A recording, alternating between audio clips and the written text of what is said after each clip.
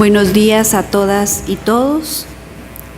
Se abre la audiencia en vista pública en el expediente 947-2015, formado por amparo en única instancia, promovido por Carlos Antonio Carías López contra la Corte Suprema de Justicia, Cámara Penal. El secretario general hará relación del acto reclamado y de la petición de fondo formulada por el postulante y efectuará las advertencias reglamentarias de la presente audiencia. En esta acción quedó señalado como acto reclamado la resolución de fecha 30 de enero de 2015, dictada por la autoridad impugnada, mediante la cual, con respecto al reclamo de subsanación de actividad procesal defectuosa planteada por parte de la obra amparista, en su parte resolutiva número 2 declara que en cuanto a lo solicitado no ha lugar por notoriamente improcedente. El acto reclamado fue dictado por la autoridad impugnada dentro del expediente correspondiente a los recursos de casación conexados números 1004-2012-1143 y 1004-2012-1173 de la Corte Suprema de Justicia, Cámara Penal, que constituyen los antecedentes del amparo ahora promovido. Con base en los argumentos de hecho y los fundamentos de derecho que quedaron expresados en el escrito inicial de la acción, quien la promueve solicita que se dicte la sentencia que en derecho corresponde, otorgándose el amparo solicitado. Como consecuencia, se deje en suspenso definitivamente el acto reclamado consistente en la resolución de fecha 30 de enero de 2015, dictada por la autoridad impugnada, Corte Suprema de Justicia, Cámara Penal. Se mande a la autoridad impugnada que dicte la resolución que en derecho corresponde bajo la combinatoria de ley conforme a las consideraciones del fallo, otorgándosele el amparo en el sentido de que se declare la actividad procesal defectuosa de las cédulas de notificación números 1004, 141, 511, 541, 1004-141, 511, 568, 1004-141, 511, 546, 1004-141, 511, 547, 1004-141, 511, 545 y 1004-141, 511, 540 de la Cámara Penal de la Corte Suprema de Justicia, todas de fechas 14 de agosto de 2012, correspondientes a las notificaciones efectuadas respectivamente a Carlos Antonio Carías López, Reyes Collín Gualip, Daniel Martínez Méndez, Fiscalía de Sección de Derechos Humanos del Ministerio Público, Rigoberto Vargas Morales y Asociación de Familiares de Detenidos y Desaparecidos de Guatemala, que obran de los folios 194 al 199 de los antecedentes del amparo promovido, mediante las cuales se habrían notificado las resoluciones que se relacionan en dichas cédulas de notificación, en virtud de que dichas cédulas de notificación adolecen de error sustancial, y se ordene la renovación de dichas cédulas de notificación, mandando a practicar nuevamente las notificaciones de las resoluciones respectivas, haciendo constar en las respectivas cédulas de notificación la identificación correcta de las resoluciones objeto de la notificación. Las partes que comparecen a esta audiencia, al hacer uso de la palabra, deberán dirigirse directamente al tribunal, expresar sus alegaciones en forma oral de conformidad con el objeto de la vista pública previsto en el artículo 61 de estas disposiciones reglamentarias y no dar lectura a ningún documento, salvo que para ello cuenten con autorización previa de la señora presidenta. Deberán concretarse al asunto planteado, ser breves, concisas y precisas en su exposición. Para la exposición de alegaciones en esta audiencia, las partes intervinientes cuentan con un tiempo máximo de 15 minutos. Es todo, señora presidenta. Puede hacer uso de la palabra el solicitante del amparo, Carlos Antonio Carías López, por medio del abogado Jorge Alejandro Zamora Batarcé. Gracias, señora Presidenta. Buenos días, señores magistrados, señoras magistradas de la Honorable Corte de Constitucionalidad. Para mí es un honor estar en esta oportunidad efectuar este alegato. Con la venia de la señora Presidenta, quiero dedicar este alegato a la memoria del licenciado Francisco José Palomo Tejeda. Gracias.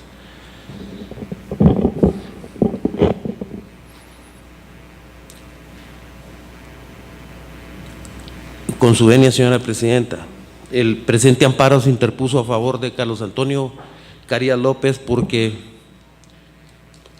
él es inocente y no obstante fue condenado a cadena perpetua prácticamente. Confió en la justicia, se presentó y lo que ocurrió fue que salió condenado a 6.066 años de cárcel por un delito que él no cometió. El acto reclamado en esta oportunidad es la resolución de la Corte Suprema de Justicia, Cámara Penal, de fecha 30 de enero del 2015, mediante la cual se rechaza, sin entrar a resolver de plano, el reclamo de subsanación de actividad procesal defectuosa planteada dentro de los recursos de casación que el señor secretario ya refirió en el inicio de la audiencia. Es una resolución firmada únicamente por la señora presidenta de la Cámara Penal y por la señora secretaria, con lo cual se planteó el amparo en contra de la señora presidenta de la Cámara Penal, que según criterio de la Corte, la legitimada en este tipo de casos. Es una resolución de trámite inicial donde se rechaza de plano, no es una resolución dictada en deliberación de la Cámara Penal, por lo tanto el amparo así se planteó y así se le dio trámite, por supuesto que previo al análisis de la legitimidad pasiva. En este caso, el acto reclamado es violatorio del derecho de defensa y del derecho de petición, porque no obstante habérsele planteado que las cédulas de notificación ya referidas adolecen de defecto absoluto, de forma que las hace nulas de pleno derecho, no hay un acto humano que pueda convalidarlas legalmente. De hecho, el proceso está firme y el señor Carías está cumpliendo una condena que adicionalmente al error es injusta, no es el caso del amparo, pero de hecho está produciendo los efectos ya mencionados de adquirir firmeza una sentencia tan importante de cadena perpetua.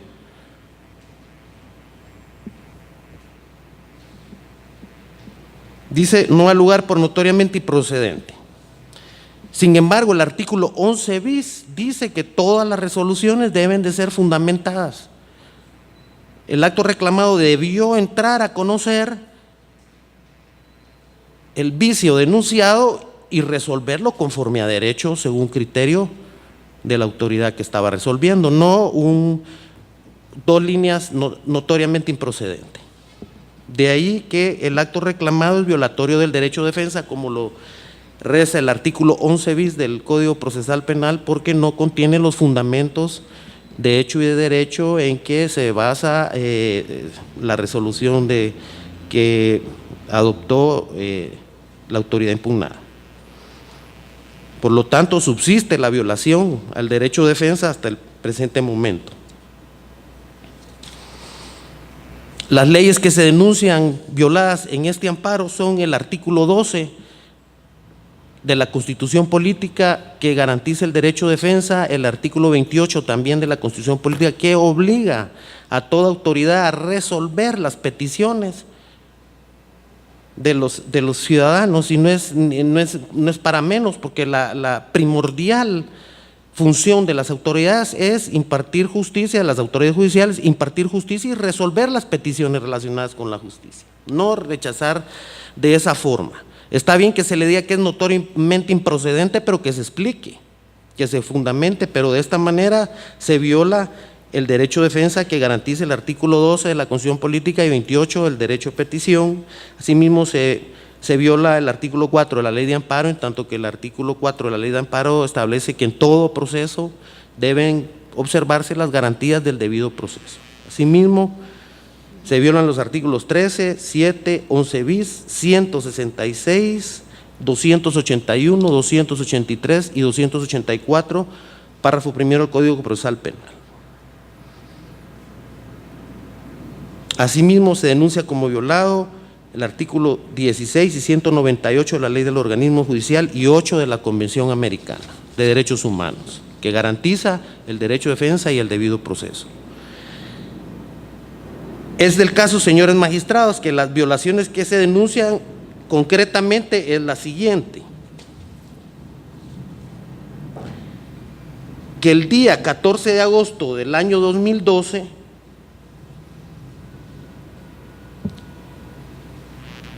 se notificó supuestamente, porque esta notificación es especial, todas las notificaciones de las salas, de las Cortes de Apelaciones y de la Corte Suprema se efectúan mediante despacho. Esta se desplazó alguien supuestamente a Pavoncito y efectuó personalmente una notificación de una sentencia de casación en la cual estaba quedando firme una condena de 6.066 años de cárcel, de hecho una cadena perpetua. Y se notificó de la siguiente manera. Dice: el 14 de agosto, siendo las 13:00, no firma. ¿Qué superficialidad? ¿Qué superfluo? Que se notifique una notificación de esta envergadura a un detenido que está ahí a disposición de la autoridad y no firma. Quien de enterado no firmó. Pero ese no es el caso tampoco del amparo. El caso del amparo es el siguiente: se notifica en Centro de Restauración Constitucional Pavoncito, Fray Janes, Guatemala, las resoluciones de fechas: 8 de agosto de 2012, que contiene sentencia de casación que obra folio 159 a folio 181. Esa es una resolución. Otra, 27 de julio de 2012, que contiene improcedente el recurso de casación, que obra folio 137 a folio 138. Y se notifican otras resoluciones. Sin embargo, el artículo 166 del Código Procesal Penal establece, además de los otros requisitos, para una notificación, dice notificaciones personales, dice, debe de contenerla, además de todo lo demás que dice, debe contener la identificación de la resolución y del folio donde consta en el proceso. Entonces, de esta manera, esta cédula de notificación, así como las demás que se hicieron a las otras partes que fueron referidas ya por el señor secretario, mencionadas en el amparo, no identifican correctamente las resoluciones, sencillamente no cumple con una disposición imperativa. Ahí no es que le dé la gana al señor notificador y consignar lo que quiere o como quiere. Tiene que cumplir, ser perfecto. Además, que está notificando una sentencia de casación de 6.066 años, entonces tiene que ser inmaculada. No se le puede dar valor a una notificación donde no cumple con los requisitos y da lugar a confusión, porque la casación no obra a folio 137 ni folio 130, sí obra 180, folio 159, como dice el principio, pero está notificando dos casaciones. No puede ser. Entonces esta cédula, así como las notificaciones de las mismas resoluciones a las demás partes, que no es necesario indicar todos los números que ya el señor secretario mencionó, están notificadas de la misma manera, entonces son nulas absolutas, ipso iure. Solo es de hecho que han podido surtir sus efectos.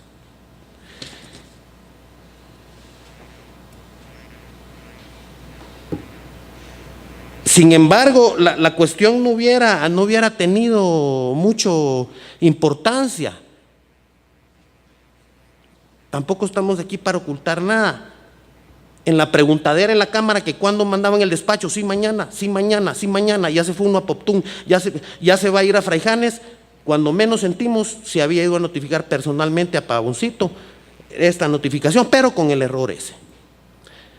De esto nos venimos a dar cuenta cuando se planteó el amparo 3945 ante la excelentísima Corte de Constitucionalidad en contra de la sentencia de casación que había sido dictada declarando improcedente el recurso de casación, y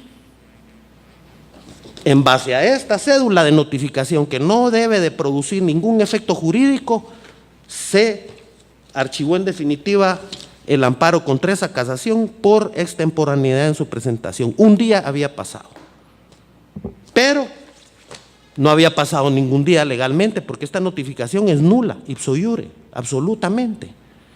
Y el señor Carías merece un juicio justo e imparcial, no un juicio plagado de arbitrariedades y de irregularidades y de defectos y vicios que hacen nulas las actuaciones. Ya la honorable Corte dictó un amparo en relación a la sentencia de la Corte Interamericana que manda agilizar este proceso penal y dice que es correcto, se debe de agilizar, pero cumpliendo los requisitos y las garantías procesales. Hay otros temas relacionados con el mismo proceso, pero este amparo, esta es solo una de las irregularidades que ocurrieron. Así es como quedó esta cédula de notificación. El amparo viene a pedir que se cumplan las garantías procesales y que se efectúe esta notificación correctamente, que es lo que procede.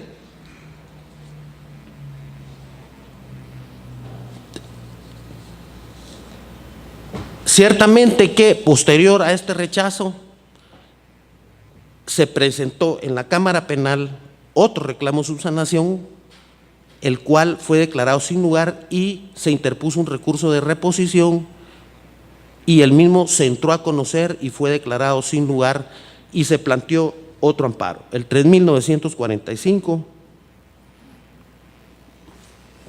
perdón, ese es el 1399-2013. Este amparo se planteó con el anterior recurso de reposición. Sin embargo, la honorable Corte, a mi entender, en un criterio diferente al que ha sostenido en otras resoluciones, porque el criterio ha sido de que el amparo se tiene que interponer en contra de la resolución que resuelve el fondo del asunto. Si esa reposición hubiera sido declarada de plano, entonces el amparo hubiera cabido contra el auto originario, pero si se entra a resolver el fondo de la reposición, el criterio toda la vida ha sido que se debe resolver, el amparo es contra la reposición. Sin embargo, el tribunal no entró a conocer el fondo en esa ocasión, o sea que el tema del amparo del día de hoy no ha sido conocido de fondo. Se han intentado otras acciones y otros amparos, pero no se ha entrado a conocer de fondo, porque en esta sentencia del expediente ya mencionado, al 1399, se resuelve que dice que sin que sea dable al Tribunal Constitucional conocer el fondo del asunto puesto a su consideración.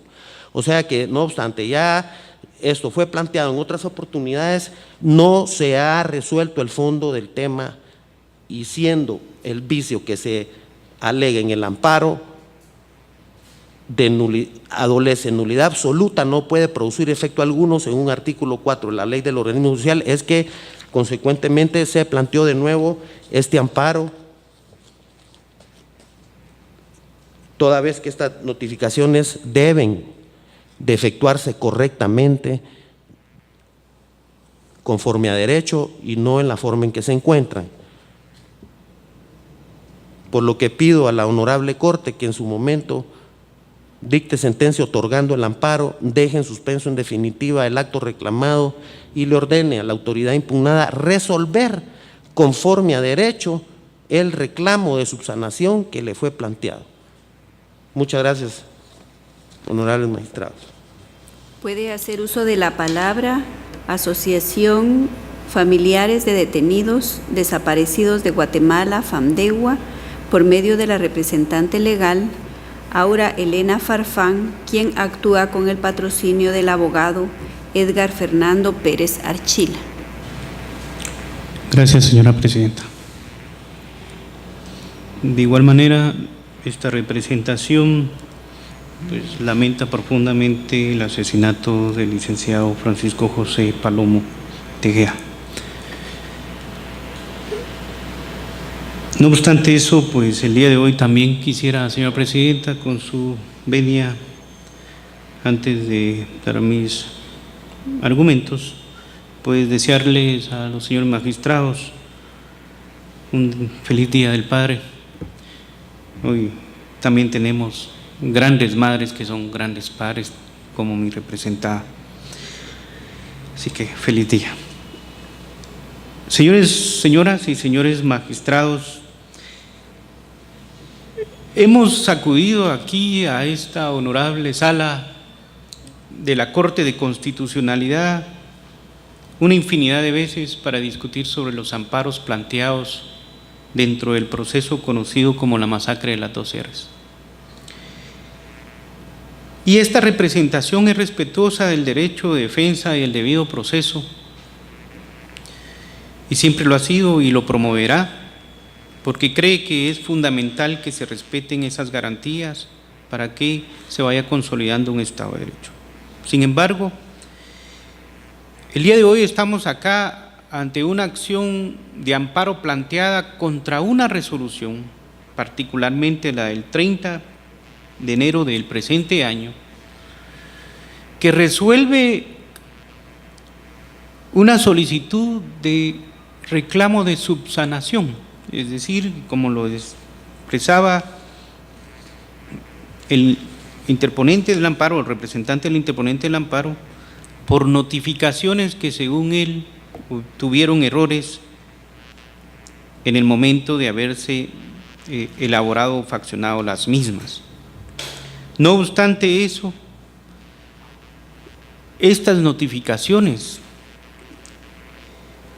son ya de hace algún tiempo atrás, del 8 de agosto del año 2012.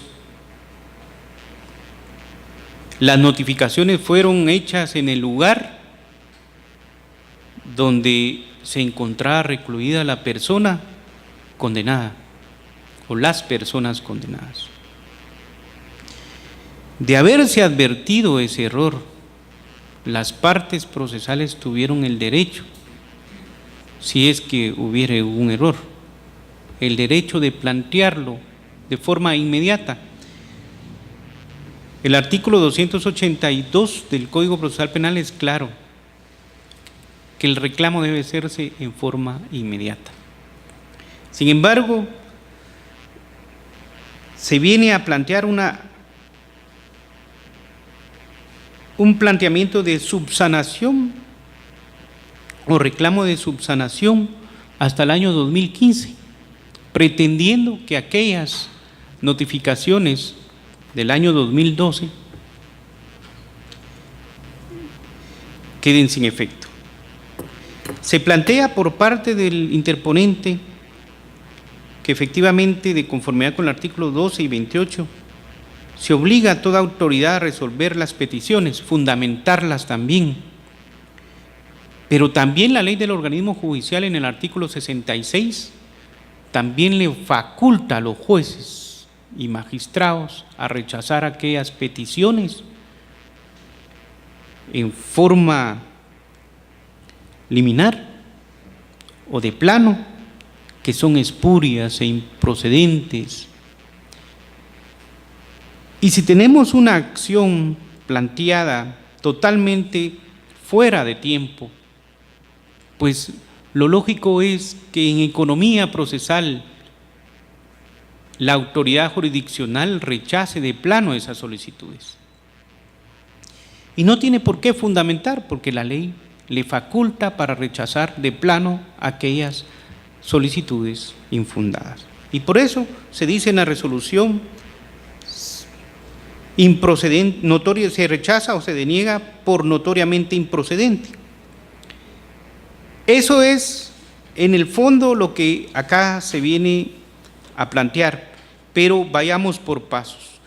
¿Qué es la actividad procesal defectuosa? La actividad procesal defectuosa es cuando se dan errores de procedimiento y con ello, incluso de oficio, se podría enmendar el procedimiento, siempre y cuando aquella etapa procesal no haya precluido, porque de hacerlo, como bien ustedes en algunas otras resoluciones, esta Corte en algunas otras resoluciones ha advertido, de hacerse sería ilegal.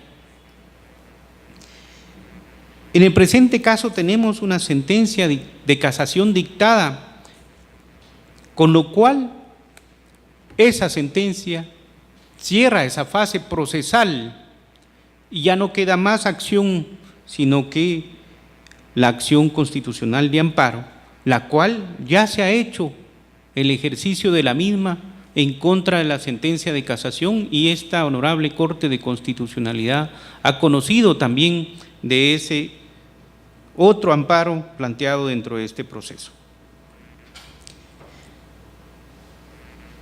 Entonces, ¿qué persigue la actividad procesal defectuosa? Es enmendar, siempre que no se haga en etapas ya precluidas. Y se puede hacer a petición de parte o de oficio. ¿Cómo se pretende ahora cambiar esa naturaleza de la actividad procesal defectuosa? A través de un amparo. Y aquí yo he leído un sinfín de resoluciones dictadas por esta honorable Corte de Constitucionalidad y firmada por, muchas de ellas firmadas por los que ahora presiden esta mesa o esta Corte de Constitucionalidad, y nos advierten a los litigantes: el amparo, su naturaleza es subsidiaria, su naturaleza no es la de una tercera instancia, no es una acción por medio de la cual se tenga que revisar el procedimiento ordinario. Entonces, si tenemos un amparo cuya naturaleza es clara, de subsidiariedad extraordinaria, no podemos pretender, insisto, que en este caso particular, en el cual ya llevamos más de 70 acciones de amparo planteadas, se pretenda vulnerar el debido proceso de los procesos ordinarios y se quiera convertir la acción constitucional de amparo en una tercera instancia.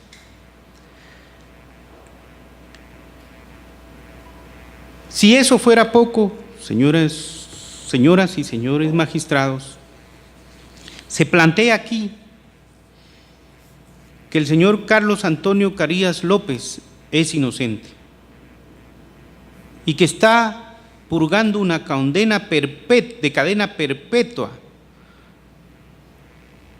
Ese término no existe en nuestra legislación. Pero si fuera por la cantidad de años que se impuso en la sentencia, 6.066 años, y eso quedó claro en la exposición que en su momento el Tribunal de Sentencia hiciera, es que no se puede invisibilizar a cada una de estas víctimas. Son más de 200 víctimas, 251 víctimas, personas, seres humanos que murieron en esos hechos fatales. Pero no podemos desconocer la ley, y la pena máxima en Guatemala son 50 años.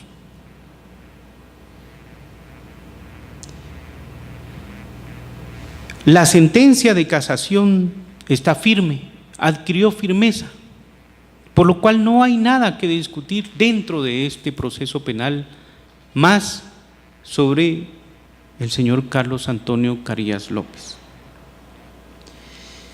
Efectivamente, dentro de este proceso, los representantes de las víctimas tuvimos que acudir al Sistema Interamericano de Derechos Humanos. Y lo hicimos en la necesidad de acudir al sistema nacional y ser escuchados en nuestros reclamos de justicia. Y contra esa sentencia, o mejor dicho, contra la resolución extraordinaria de autoejecutividad dictada el 8 de febrero del año 2010 por la Cámara Penal de la Corte Suprema de Justicia, también se planteó un amparo. Y esta Corte de Constitucionalidad advirtió que había que ampliar y aclarar ese auto extraordinario.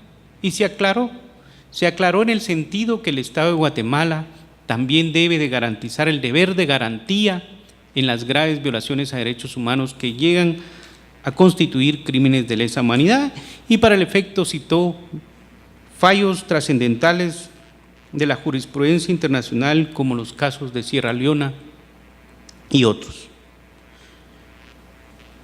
Pero en consecuencia, señoras y señores magistrados, lo que quería concluir en este tema sobre el sistema interamericano es que la sentencia dictada por la Corte Interamericana de Derechos Humanos el 24 de noviembre del año 2009, en su párrafo 235,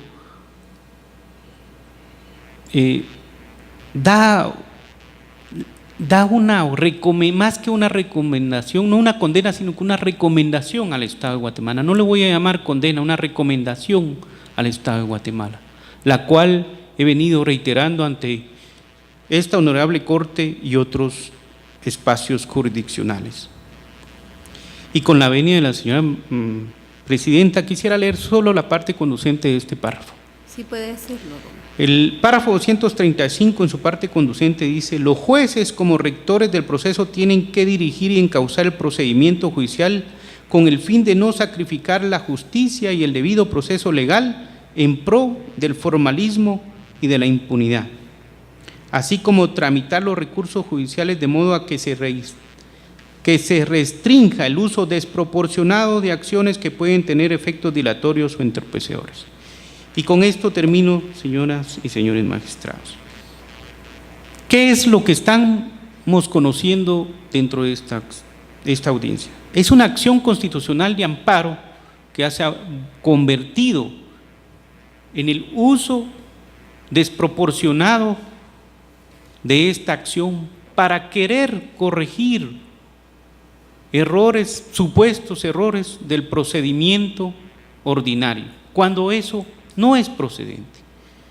En conclusión, con todo respeto, les solicito que al momento de analizar la presente acción de amparo, tomen en cuenta estos principios fundamentales que ustedes, mejor que nosotros, conocen por la jurisprudencia que han creado en sus resoluciones, y en consecuencia declaren sin lugar la acción de amparo pretendida por el interponente. Muchas gracias.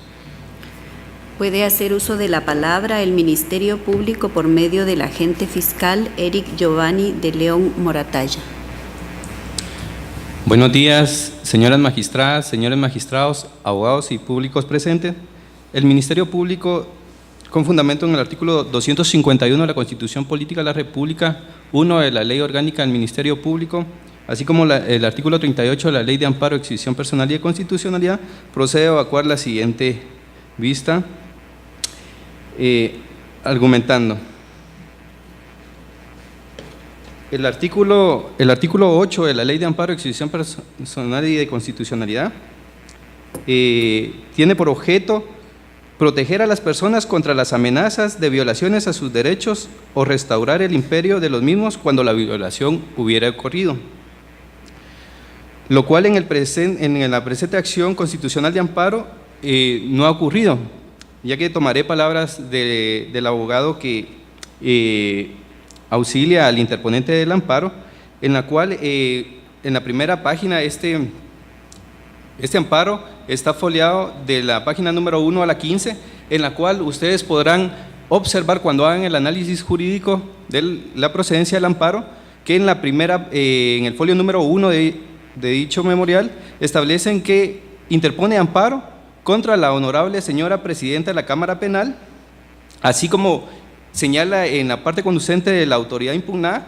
que interpone amparo en contra de dicha honorable señora presidenta de la Cámara Penal propone también como medio de prueba la resolución dictada por la señora Presidente de la Cámara Penal de la Corte Suprema de Justicia.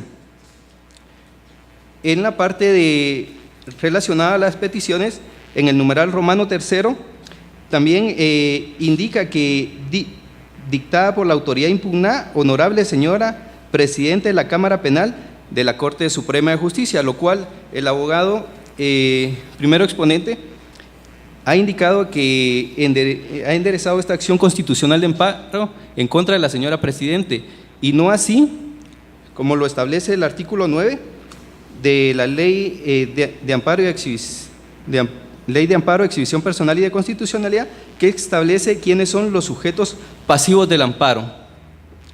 Por tal motivo, resulta que este amparo carece de ese requisito procesal de indicar quién es el órgano que emitió dicha resolución, ya que el amparo debió haber sido enderezado en contra de la Cámara Penal de la Corte Suprema de Justicia y no en contra de la señora presidenta de dicha Cámara, ya que no es el órgano emisor, y en contra de la persona que se está interponiendo el amparo no tiene legitimación pasiva en el presente amparo. Por lo cual, esta representación solicita, honorable magistrado presidente, permitir leer las partes conducentes de la doctrina que existe en esta Corte de Constitucionalidad para fundamentar su exposición. Puede hacerlo, abogado. Gracias. El amparo requiere para su viabilidad la concurrencia de determinados presupuestos o requisitos procesales. Dentro de estos se encuentra la legitimación pasiva, que conlleva la obligación de demostrar, entre otros elementos, que los actos, acciones u omisiones que se denuncien como agraviantes sean imputables a esa persona, por lo que al no cumplir con ese presupuesto, la acción instada debe negarse. Esto lo encontramos en el expediente dictado por esta honorable Corte, en sentencia de fecha 25 de junio del 2014, expediente 4655, así como otro expediente que me permito citar de esta Corte, de la sentencia de fecha 19 de octubre del 2005, dentro del expediente 465-2005, así como el expediente 552-2005, sentencia de la Corte de Constitucionalidad de fecha 29 de septiembre del 2005. Continuando,